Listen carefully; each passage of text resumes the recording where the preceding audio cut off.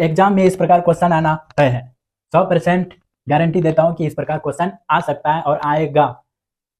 Question इस प्रकार है कि एपी यानी समांतर श्रेणी दिया गया है 5, 12, 19, इसमें से 131 कौन सा पद होगा, ये पूछ रहा है कि कौन सा पद होगा।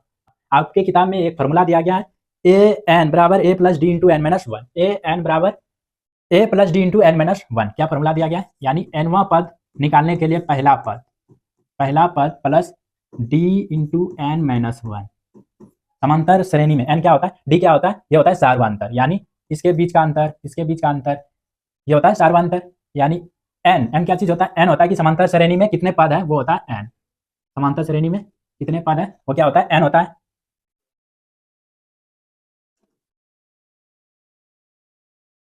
तो हमें निकालना है कि 131 कौन सा पद है, तो पहले इसको हल करते हैं। 5, 12, 19 है, तो इसको हल करते हैं।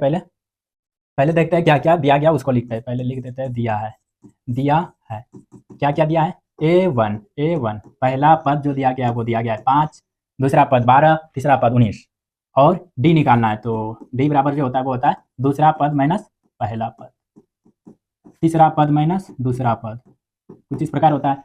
तो a2 यानी दूसरा पद क्या है 12 है, माइनस पहला पद क्या है 5 है, बराबर तीसरा पद 19 है और दूसरा पद 12 है। आप देख सकते हैं 12 में 5 घटा कितना बचेगा 7, 19 में 12 घटेगा तो 7, यानी डी बराबर कितना आ गया 7 आ गया। और क्या निकालना है हमको कि 131 कौन सा पद है, मान लेते हैं माना 131 एनवा पद है, यानी इसको मान लेते हैं कि 131 कौन सा पद है, एनवा पद है। ए एन बराबर 131 मान लिए। अब फॉर्मूला लिखते हैं ए एन बराबर A plus D into N minus one, लिख लिए। अब इसको बैठा देते हैं मान, क्या ए एन बराबर क्या माने 131 माने 131 लिख देते हैं बराबर, प्रथम पद क्या था 5 था, 5 plus D 7 N minus one, यानी इसको हल करना है 131 इसको 5 इधर ले आएंगे तो माइनस हो जाएगा, -5, ये प्लस में था इसलिए इस तरफ ले आए तो माइनस हो गया।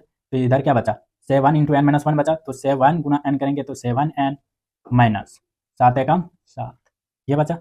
फिर इसको हल करते हैं, 131 में 5 घटा तो कितना बचेगा 126 और ये माइनस में था इधर ले आएगा तो प्लस में आ गया 7, बराबर कितना हुआ 7n, ये हुआ 126 और 7 कितना हो जाएगा 133, ये हो जाएगा 7n, यानी n बराबर जो हो जाएगा वो होगा 133/7, 7 एकम 7 बचा कितना 6, 63 हो गया, 7 नंबर 63, यानी n बराबर जो हो जाएगा वो हो जाएगा 19। n बराबर क्या हो जाएगा 19, यानी ये जो क्या बोल रहा था कि 5, 12, 19 ये समांतर श्रेणी दिया गया था इस तरह, और इसमें पूछ रहा है कि 131 जो होगा वो कौन सा पद होगा, तो 19वां पद होगा। ये कौन सा पद होगा 19वां पद होगा। कितना आसान है, बहुत आसान है ये सब। और कुछ इसका दूसरा रूप देखते हैं, दूसरे तरह भी क्वेश्चन दे सकते हैं।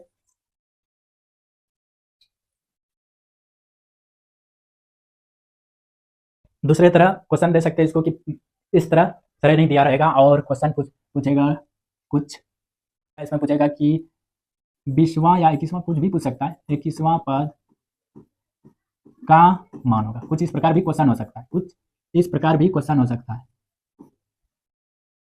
5, 12, 19 इस प्रकार समांतर श्रेणी दिया गया, ठीक। इसमें 21वां पद का मान क्या होगा, तो इसको इसी सूत्र से निकालेंगे।